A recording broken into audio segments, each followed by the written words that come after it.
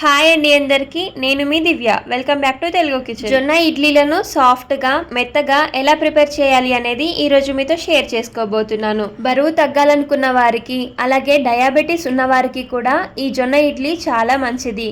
జొన్నలతో చేసిన ఈ ఇడ్లీలు చాలా సాఫ్ట్గా, స్పాంజీగా, టేస్టీగా కూడా ఉంటాయి.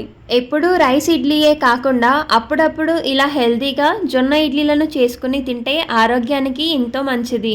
సో సింపుల్ ప్రాసెస్లో ఇడ్లీలు ఎలా చేయాలో చూద్దాం పదండి. ముందుగా జొన్నలను తీసుకోండి. ఇక్కడ నేను జొన్న రవ్వని కాకుండా అందరూ ఈజీగా చేసుకునేలాగా జొన్నలతో చూపించబోతున్నాను. మీరు కావాలంటే జొన్నలకి బదులుగా రవ్వని కూడా యూజ్ చేయొచ్చు. సో ఒక బౌల్లోకి 2 కప్పుల జొన్నలను తీసుకొని బాగా కడగండి. ఇలా ఒక 2-3 సార్లు మంచిగా కడిగేసుకున్న తర్వాత ఈ నీళ్లను వంపేసుకొని మళ్ళీ ఫ్రెష్గా ఇందులోకి వాటర్ని వేయండి.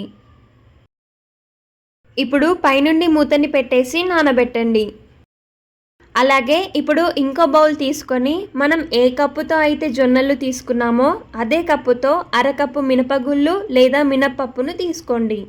అంటే 1 కప్పు జొన్నలు తీసుకుంటే పావు కప్పు మినపప్పు వేయాలన్నమాట.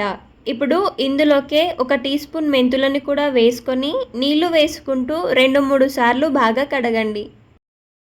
ఇప్పుడు ఇందులో నుండి కడిగేసిన నీళ్లను వంపేసుకొని మళ్ళీ ఇందులోకి ఫ్రెష్గా వాటర్ని తీసుకొని నానబెట్టండి.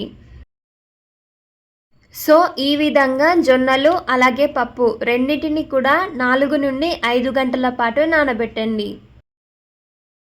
ఇక్కడ నేను మళ్ళీ మీకు 5 గంటల తర్వాత చూపిస్తున్నాను. చూడండి, మనం నానబెట్టుకున్న పప్పు కానీ అలాగే జొన్నలు కానీ చాలా చక్కగా నానిపోయాయి కదా. ఇప్పుడు వీటిని ఎలా గ్రైండ్ చేయాలో చూసేద్దాం పదండి. సో వీటిని గ్రైండ్ చేసుకోవడానికి ముందు ఒక గిన్నెలోకి, అంటే మనం జొన్నలను తీసుకున్న కప్పుతో పావు కప్పు వరకు అటుకులను తీసుకొని ఒకసారి వాష్ చేసి నానబెట్టండి. ఇప్పుడు గ్రైండ్ చేసుకోవడానికి ఒక మిక్సీ జార్ తీసుకొని ఇందులోకే మనం నానబెట్టుకున్న పప్పు, మెంతులు అలాగే వీటితో పాటు మనం ఇందాక నానబెట్టుకున్న అటుకులను కూడా తీసుకోండి. ఇప్పుడు ఇందులోకి కొద్దిగా నీళ్లను వేసుకుని మెత్తగా సాఫ్ట్గా గ్రైండ్ చేయండి. ఇలా పప్పుని స్మూత్గా గ్రైండ్ చేసుకున్న తర్వాత ఒక బౌల్లోకి తీసుకోండి. ఇదే బౌల్లోనే మనం పిండిని పులియబెడతాము కాబట్టి ఇక్కడ కొంచెం పెద్ద సైజ్ బౌల్నే తీసుకోండి. ఇలా పప్పు పేస్ట్ని ఒక బౌల్లోకి ట్రాన్స్ఫర్ చేసుకున్నాక ఇప్పుడు ఇదే మిక్సీ జార్లోకి మనం నానబెట్టుకున్న జొన్నలను కొంచెం కొంచెంగా తీసుకొని గ్రైండ్ చేయండి.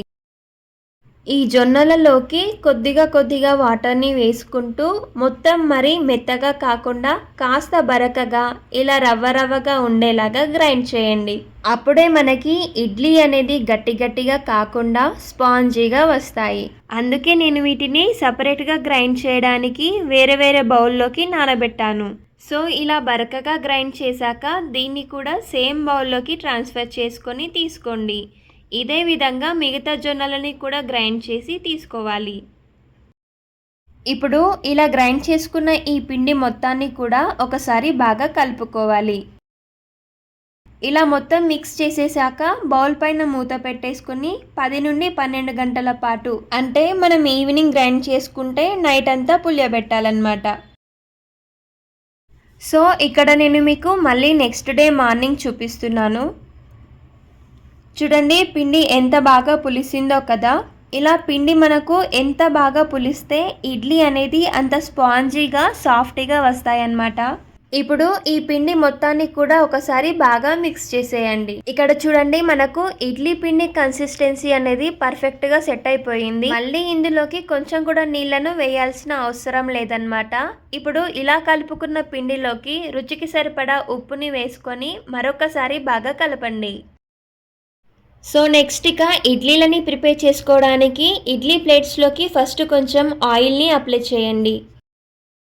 ఇలా అన్ని ప్లేట్స్కి ఆయిల్ని రాసిన తర్వాత మనం ప్రిపేర్ చేసిన పిండిని గరిటెతో ఇడ్లీ మౌల్డ్స్లోకి తీసుకోండి.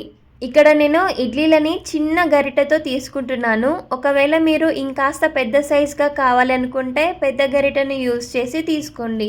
ఇలా అన్ని పాత్రలలోకి ఇడ్లీ పిండిని తీసుకున్నాక ఈ ఇడ్లీ ప్లేట్స్ని ఈ విధంగా వీడియోలో చూపిస్తున్న డైరెక్షన్లో సెట్ చేసి పెట్టండి. ఇప్పుడు ఇడ్లీ కుక్కర్లోకి 1 ఇంచ్ వరకు నీళ్లను వేసుకొని కుక్కర్లోకి ఇడ్లీ ప్లేట్స్ని తీసుకొని పైనుండి మూత పెట్టేసేయండి. ఇప్పుడు స్టవ్ ఆన్ చేసుకొని 10 నుండి 15 నిమిషాల పాటు మీడియం హీట్లో కుక్ చేయండి. 15 నిమిషాల తర్వాత స్టవ్ ఆఫ్ చేసేసుకొని కుక్కర్ని పక్కకు దించండి. సో ఇడ్లీలని వెంటనే డీమోల్డ్ చేయకుండా ఒక 2 నిమిషాలు ఆగి తీస్తే మనకు ఇడ్లీలు తీయడానికి ఈజీగా ఉంటుంది. చూడండి, స్పూన్తో తీస్తుంటే ఇడ్లీ ఎంత ఈజీగా వచ్చేస్తుందో అండ్ చాలా సాఫ్ట్గా కూడా వచ్చాయి.